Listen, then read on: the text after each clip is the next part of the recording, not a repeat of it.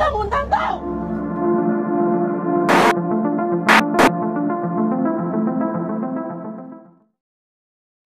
Sebelum ini, Kementerian sudah memaklumkan dan menasihati rakyat Malaysia. Katanya masyarakat Malaysia hari ini diingatkan supaya tidak membina rumah ibadat secara haram dan sembarangan, memandangkan tindakan itu akan membawa kepada ketegangan yang tidak perlu apabila struktur seperti itu dirobohkan oleh pihak berkuasa. Mereka yang berhasrat membina struktur sedemikian perlu terlebih dahulu mendapatkan kelulusan pihak berkuasa. Sebab itulah seperti video tular ini dipercayai operasi pihak berkuasa PBT yang hendak merobohkan rumah ibadat haram telah dihalang oleh seorang individu ini. Dia memohon masa 5 minit untuk menelefon Perdana Menteri Anwar Ibrahim. Video tersebut menjadi tular selepas insiden menghalang penjawat awam melakukan tugas. Netizen juga berpendapat pihak berkuasa kita boleh pula berlembur dengan mereka dan sepatutnya bertindak tegar seperti mereka lakukan pada mereka yang melanggar peraturan yang sebelum ini.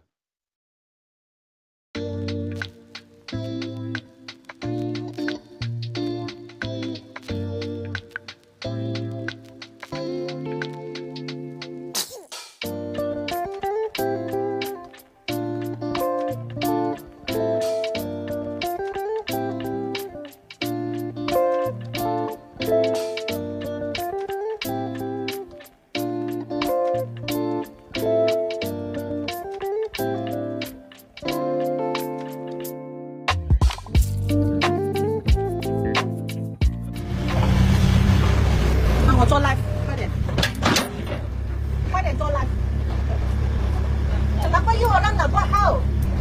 You orang salah undang kita. You tahu tak? MPS merancang pun tak ada surat. Macam mana nak robok? Jangan bawa sangsi. 快点！ Kalau you robok, saya sekarang telefon Perdana Menteri.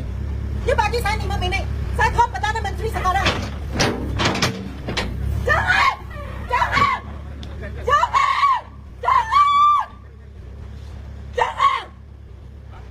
Itu tak ada haram. Kenapa you orang mau buat macam ini? Kenapa Melayu mau hina Cina di Malaysia? Kenapa? Bukan saya tak sabar. Tak ada orang bantu kita. Saya ikut undang-undang tau. Tapi you bagi surat lah. Tak ada surat roboh apa. Bagi saya telefon, saya mau call Perdana Menteri. You berhenti dulu. I tak ada salahkan you orang tak salah. Salah you lah XYB adun sini. Sama apa? Dia yang buat kacau sini.